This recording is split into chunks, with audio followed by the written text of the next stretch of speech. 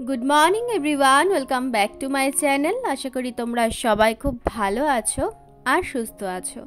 বাজে এখন ঘড়িতে 8:30 মতন, আর এখন থেকেই ভিডিওটা শুরু করলাম। ঘুম থেকে উঠে বাসি কাজকর্ম করে সকাল সকাল ওর ব্রেকফাস্টটা বানিয়ে ফেলেছি, রুটি আর আলু ভাজা। তারপর প্রতিদিনের মতন চলে এসেছি বাসি বিছানাটা গুছিয়ে নেওয়ার জন্য। হিসাব মতন আজকে কিন্তু সোমবার, আর এই সোমবার শুরুর দিনটায় আমার মনটা কিন্তু ভীষণ খারাপ হয়ে থাকে। যথারীতি আজকেও ঘুম থেকে ওঠার পর মুডটা অফ হয়ে গেছে। কালকে রবিবার, দুজনে অনেকটা সময় কাটিয়েছি, আর আজকে হচ্ছে আবার সেই একঘেয়ে জীবন। আবারও রবিবারের জন্য অপেক্ষা করতে হবে আরও 6টা দিন। মাঝে মধ্যে এই বোরিং জীবনটার উপর না বিরক্তি চলে আসে। তখন না ইচ্ছে করে কারোর সাথে কথা বলতে, না ইচ্ছে করে দুটো মানুষের সাথে মিশতে। আর মিশবই বা কোথা থেকে বলো তো? এখানে তো আমার চেনাশোনা কেউই নেই। চেনাশোনা না থাকলেও যদি আশেপাশে একটা বাঙালি পরিবার বা নন বেঙ্গলি পরিবার থাকতো তাও একটু হতো।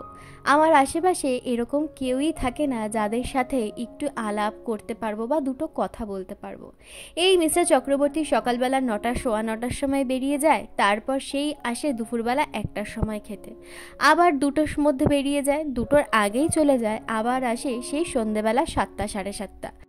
এখন তো তাও একটু তাড়াতাড়ি আসে। বাড়ি থেকে আসার পর দেখছি অফিস থেকে 6:30, পৌনে 7টার মধ্যে চলে আসে, কিন্তু বাড়িতে যাওয়ার আগে পর্যন্ত ও অফিস থেকে ফিরতো 8টা, সাড়ে 8টার পর।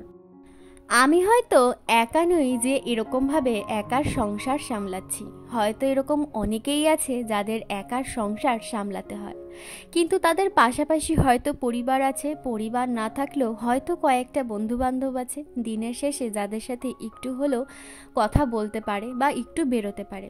আমার ক্ষেত্রে কিন্তু একদমই এগুলো প্রযোজ্য নয়। একেবারে গৃহবন্দী আমি, আর সেজন্যই পুরোপুরি মিস্টার চক্রবর্তীর ওপর কিন্তু আমার ডিপেন্ড। ও যদি অফিস থেকে তাড়াতাড়ি আসে তাহলে কোথাও আমরা বেরোই, আর যদি দেরি করে আসে তখন হাজার ইচ্ছে করলেও আমি কিন্তু কোথাওই বেরোতে পারি না। তাই মাঝে মাঝে ভীষণ আফসোস হয় যে বিয়ের আগে আমার জীবনটা কীরকম ছিল আর বিয়ের পর ঠিক কীরকম হয়ে গেল। কত মিশুকে ছিলাম তখন আমি। সবার সাথে কথা বলা, হাসি ইয়ার্কি, বন্ধু বান্ধব, পড়াশোনা, চাকরি বাকরি সব কিছু নিয়ে কত সুন্দর নিজের জীবনটাকে ব্যস্ত রেখেছিলাম। আর এখনের অবস্থাটা দেখলে সত্যি মাঝে মধ্যে ভীষণ কান্না পায়। কি ভেবে বিয়ে করেছিলাম আর কি হয়ে গেল। বিয়ের আগে ভেবেছিলাম যে শ্বশুরবাড়ি আর বাপের বাড়ির মধ্যে তো মাত্র 15 মিনিটের ডিস্টেন্স, যখন ইচ্ছে হবে বাবার বাড়িতে যেতে পারবো, থাকতে পারবো। তার পাশাপাশি ননদদেরও বাড়ি ছিল, একটু এদিক ওদিক বিকেলবেলা হলেও যাওয়া যেত। কিন্তু আমার অবস্থাটা দেখো, বিয়ের 1 মাস হতে না হতেই মিস্টার চক্রবর্তী আমায় ওখানে ফেলে রেখে চলে আসলো চেন্নাইতে। যদিও ওর কিছু করবার ছিল না, ওর কাজের জায়গাটা ওকে তো দেখতেই হতো, আর ও বলেছিল যে এখানে এসে ও রুম দেখে রাখবে, তারপর আমায় এসে নিয়ে যাবে। তারপর ওই 5টা মাস ওখানে একা কাটিয়ে তারপর তো এখানে চলে আসলাম। মানে সেরকমভাবে আমি কিন্তু সংসারটাও ঠিক করে করতে পারিনি সবার সাথে। সকালবেলাটা কোনো রকম কাজবাজের মধ্যে দিয়ে ঠিক কেটে যায়, কিন্তু দুপুরের পর থেকে সন্ধে পর্যন্ত সময়টা কিন্তু আর কাটতে চায় না। কতক্ষণই বা ফোন ঘাটা যায়, একটা ভিডিও ছাড়লে নেট পুরো শেষ হয়ে যায়। তারপর আর কি করব?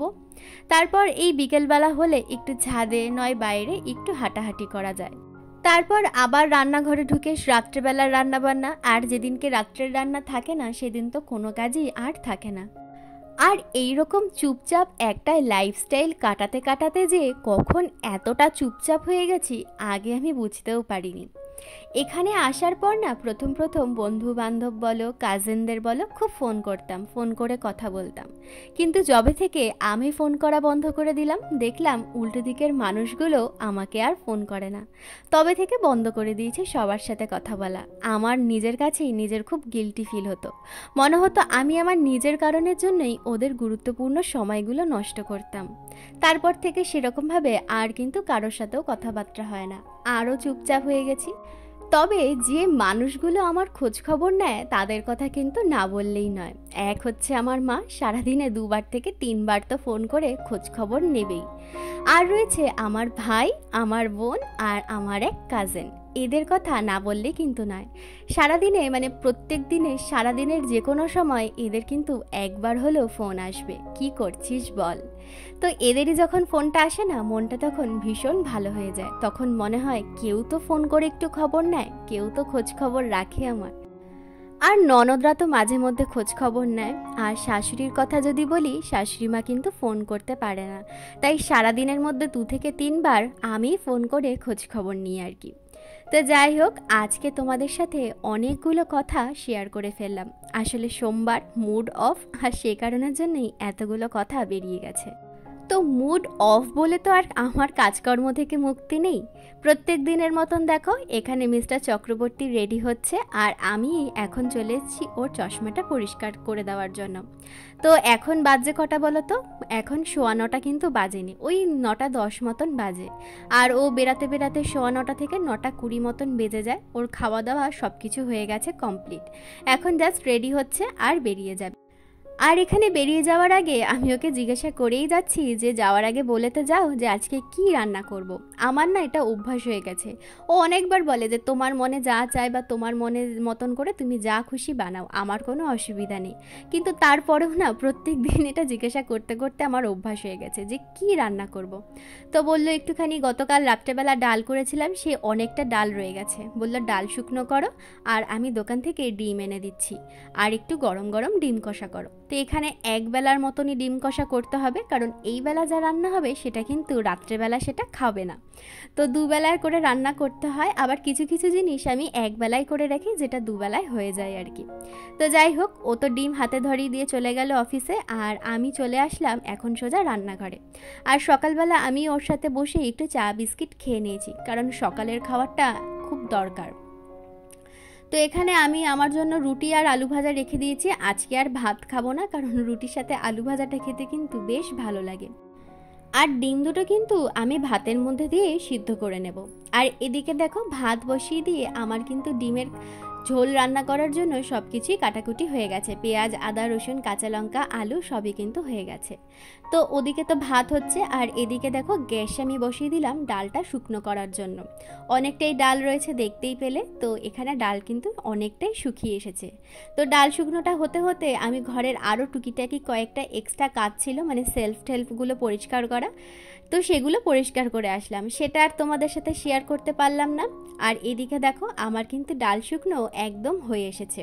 তো এরকম ডাল শুকনো না আমি বিয়ের আগে কিন্তু একদমই খেতাম না। বিয়ের পর কয়েকদিনের মাথাতে শাশুড়ি মা একদিনকে বলল, খেয়ে দেখ, ভালো লাগবে তোর খেতে। এরকম ডাল শুকনো, কাঁচা পেঁয়াজ, ধনে পাতা, কাঁচা লঙ্কা, সর্ষের তেল দিয়ে ভালো করে ভাতটা মেখে খাইয়ে দিয়েছিল। তারপর থেকে এই ডাল শুকনো হলেই আমার একটু ধনে পাতা, কাঁচা পেঁয়াজ তো লাগবেই।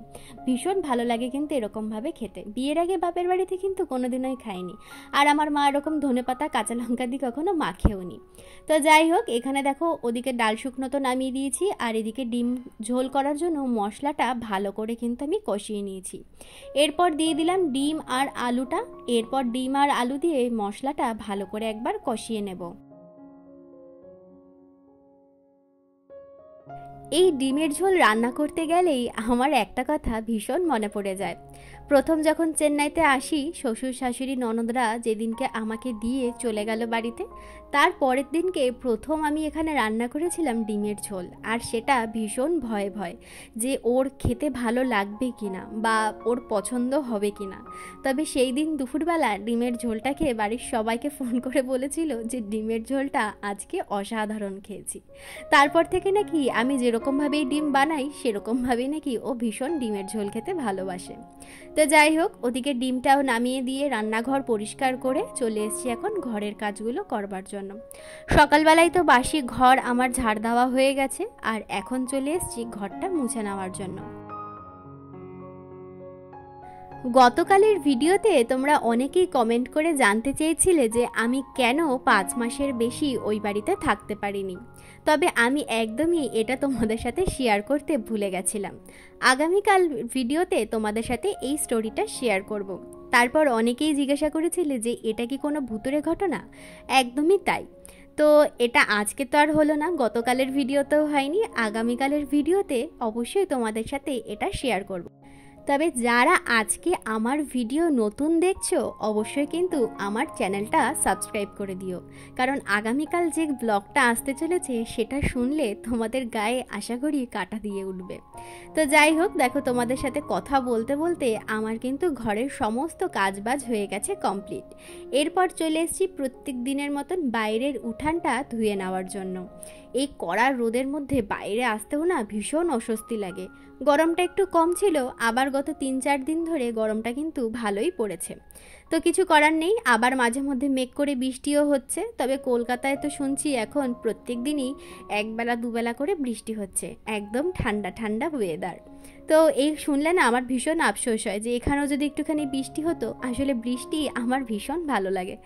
তো যাই হোক, এই রোদের মধ্যে না বাইরে 5 মিনিটের বেশি দাঁড়ানো যায় না, এতটা রোদের তাপ। তার মধ্যে ভিজিয়েছি কয়েকটা জামা কাপড়, এখনও কিন্তু কাচাকুচি সেগুলো হয়নি। এই স্নান করতে যাব, এই সময়ই জামা কাপড়গুলো কেচে একেবারে ছাদে মেলে দিয়ে আসবো। তো এই দেখো এখানে আমার হয়ে গেছে বাইরের উঠোনটা ধোয়ানো। আর এখন আমি স্নান করে জামা কাপড়গুলো কেচে কুচে চলে এসেছি পুজো দিতে। তো গাছে তো অনেকগুলোই ফুল ফুটেছিল, সকালবেলা সেই ফুলগুলো তুলে রেখে দিয়েছিলাম। আর এখন চলে এসেছি পুজোটা দিয়ে নেওয়ার জন্য। তো চলো আজকের জন্য ভিডিওটা আমি এখানেই শেষ করে দিচ্ছি। দেখা হচ্ছে আগামীকাল নতুন আর একটা ভিডিওর সাথে। ততক্ষণের জন্য সবাই সুস্থ থেকো, ভালো থেকো। আর আমার ভিডিও যদি তোমাদের ভালো লেগে থাকে তাহলে অবশ্যই আমার চ্যানেলটা সাবস্ক্রাইব করে দিয়ে পাশে থেকো। আর আরেকটু বেশি ভালো লাগলে একটা লাইক করে দিও।